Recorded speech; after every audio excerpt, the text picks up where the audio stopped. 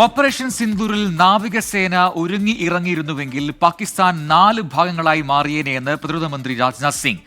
നാവികസേന പടക്കപ്പലായ INS വിക്രാന്ത് സന്ദർശിച്ചാണ് രാജ്നാഥ് സിംഗിന്റെ ഈ പരാമർശം. ജമ്മുകശ്മീരിലെ പൂഞ്ചിൽ ആഭ്യന്തരമന്ത്രി അമിത്ഷാ സന്ദർശനം നടത്തി.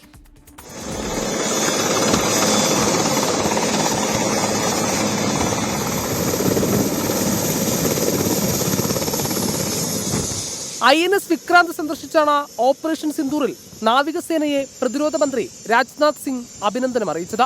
ഓപ്പറേഷൻ സിന്ദൂറിൽ നാവികസേന തയ്യാറെടുത്തപ്പോൾ തന്നെ ശത്രു ഞെട്ടിവിറച്ചു. 1971 യുദ്ധത്തിൽ നാവികസേന ഇറങ്ങിയപ്പോൾ പാകിസ്ഥാൻ 2 ആയി.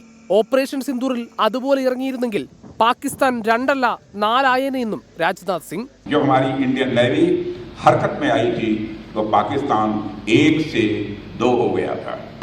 अगर ऑपरेशन सिंदूर में भारतीय नौसेना अपनी फॉर्म में आई होती तो पाकिस्तान के 2 टुकड़े ही न होते, बल्कि मैं समझता हूं शायद 4 टुकड़े हो जाते. ജമ്മു കാശ്മീരിലെ പൂഞ്ചിൽ സന്ദർശനം നടത്തിയ കേന്ദ്ര ആഭ്യന്തരമന്ത്രി അമിത്ഷാ തീവ്രവാദത്തിനെതിരെ ആഞ്ഞടിച്ചു. സാധാരണക്കാർക്കും സായുധ സേനയ്ക്കും നേരെയുള്ള ആക്രമണങ്ങൾക്ക് തക്കതായ മറുപടി നൽകുമെന്ന് അമിത്ഷാ പറഞ്ഞു. 24 ഡൽഹി.